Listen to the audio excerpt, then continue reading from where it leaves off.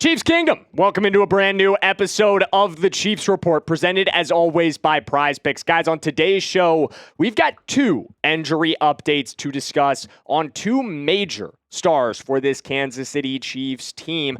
I want you guys to stay tuned with us because one of these injury updates that we're going to discuss on today's show, I'm going to tell you right now, we don't have a ton of information on it.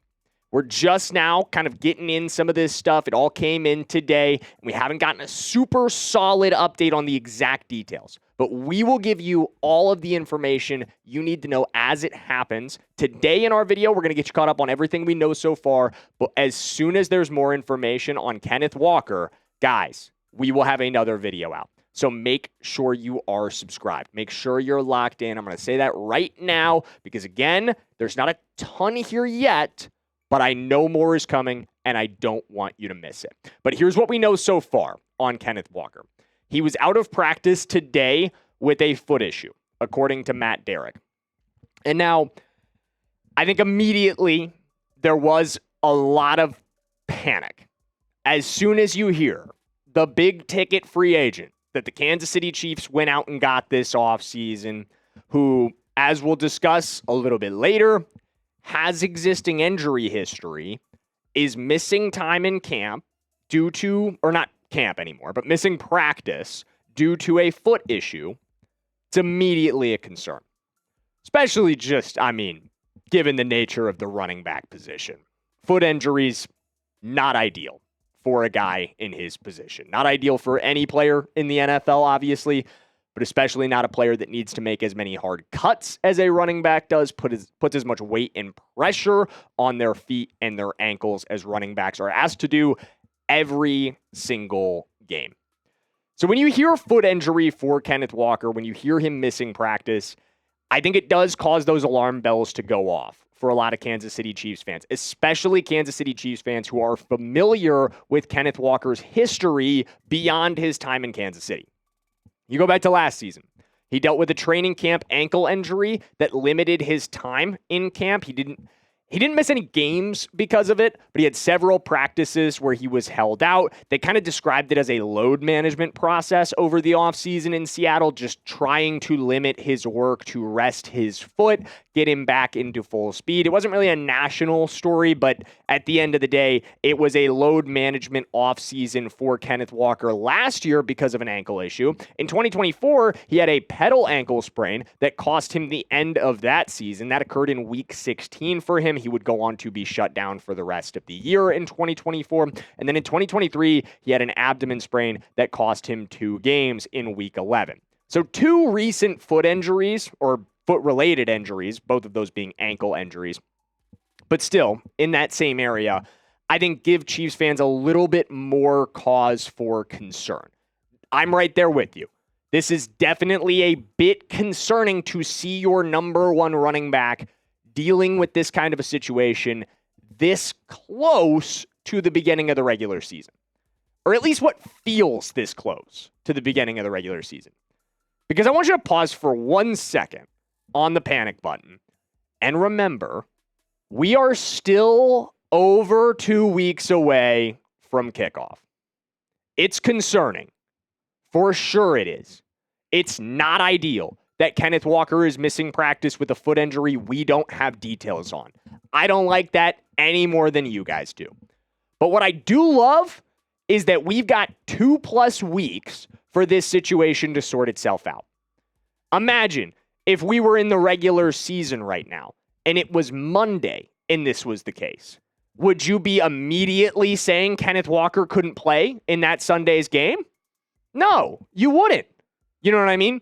You'd wait and you'd get a little bit more information as the week went on.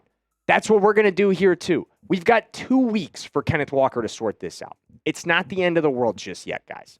And coming up, we're going to talk about another positive piece of news. I know this is positive. We got 2 weeks to wait, but the next piece of news, so much more positive, guys. You're going to love it, but hang tight for me because before we get to that, I've got to give a shout out to the sponsor of today's video, guys, and that is our friends over at Prize Picks, America's #1 sports picks app. Guys, if you've ever watched the Chiefs Report before, I know you know all about America's #1 sports picks app, but if you've never joined Prize Picks before, Still waiting on that move.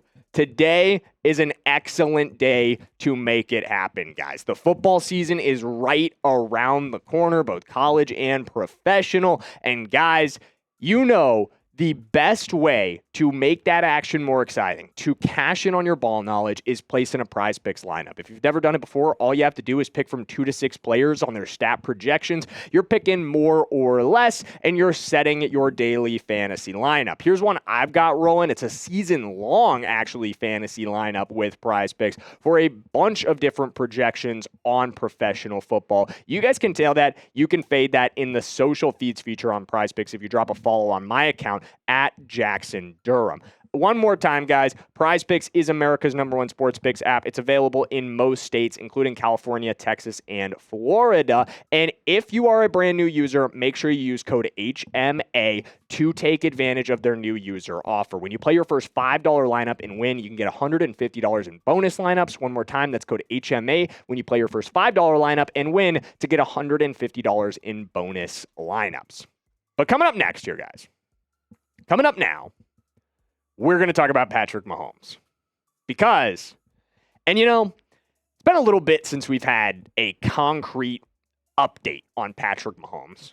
Every update, it feels like we're getting, continues to point to the exact same thing. But today's update was one of those updates where I think you just get a renewed appreciation for the kind of guy that Patrick Mahomes is. Under the shell a little bit. You know what I mean? Like, I think we all know he's an unbelievable quarterback. I think we all know he's an unbelievable football player. But I think what you don't often realize until these guys are back against the wall, dealing with an ACL, MCL, and LCL tear, is just what kind of different animal Patrick Mahomes is until he's forced to show it. You know what I mean? Obviously, he's that kind of guy on the field. But this offseason has introduced us more to the kind of drive that Mahomes has. Whether it's, we've seen it on the football field, but this is a different level. You know what I mean? Guys struggle with this, I think, more than you realize. It's hard to commit to day after day after day of hours and hours and hours of physical therapy, pushing your body to the absolute limit. It hurts like hell. You've destroyed your knee, but you're pushing. And that is exactly what Patrick Mahomes has done all offseason long, is push himself to the nth degree to get back. And he talked about it to media today. And I just want you guys to hear the totality of what he had to say, because I think it's important. Being able to go out there day after day and have the grind of a camp that can even be harder than the season. It's been awesome for me to be able to do that. It's exciting. I didn't know if I was going to have to take days off, but my body has responded the right way. Honestly, the more we practice, the better I feel. He was then asked, because that question was, how's the knee overall? And that was his answer. He was then asked, is there anything you still can't do? And he said, I try not to make those hard cuts, but at the end of the day, I'm a competitor. It just kind of takes over sometimes.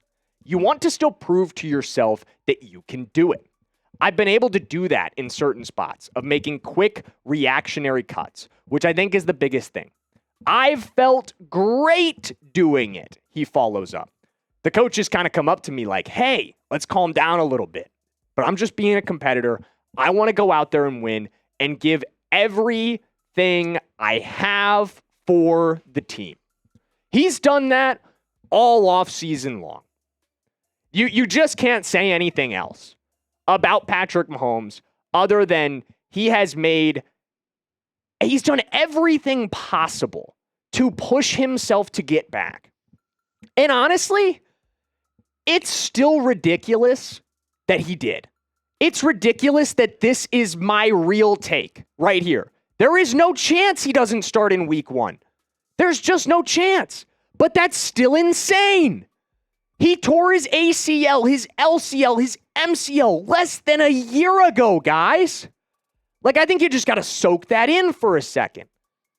Like, A, shout out to sports science, because that's cool that we're in a spot where the human body can do that. But B, bigger shout out to the Chiefs training staff and to Patrick Mahomes himself for having the wherewithal to commit to every step of this process. Because it doesn't just happen for you. It doesn't just materialize. You don't just get better in time, especially not a timeline like this. You get better because of daily work. And we've heard about this process going all the way back to 2 days after he tore it. What was he doing? He was in Dallas with Dr. Dan Cooper, already starting his physical therapy. 2 days. That was psychotic then, but this is the result. This is the result of that kind of next level work ethic, next level drive. And I think, truly, I know we've witnessed it for about a year, so it's easy to take it for granted. It's easy to underappreciate what Patrick Mahomes has done, but you just can't. You just cannot take for granted this kind of an offseason and what it means for the person that Patrick Mahomes is, and also for how scary I think he's going to be coming back. I mean, you think he's been this determined to come back and look bad? Hell no. He's coming back with a vengeance this season, guys. I really, truly feel that way. I think he hears the conversation about, oh, Josh Allen's the best quarterback in the NFL now. Lamar Jackson's moved beyond you. He sees people ranking him lower and lower and lower, and he's not going to stand for it. I truly feel this season is going to be very scary from Patrick Mahomes and this Kansas City Chiefs team. I think he's going to be healthy all year, and I know for sure he's going to be your starter at Mile High in Kansas City, excuse me. We're hosting that first game in Kansas City in week 1. But all right, guys, that's going to round it out for our episode of the Chiefs Report. Make sure you hit that subscribe button to stay tuned for wall-to-wall Kansas City Chiefs coverage all season long. We've got you covered, so make sure you stay tuned.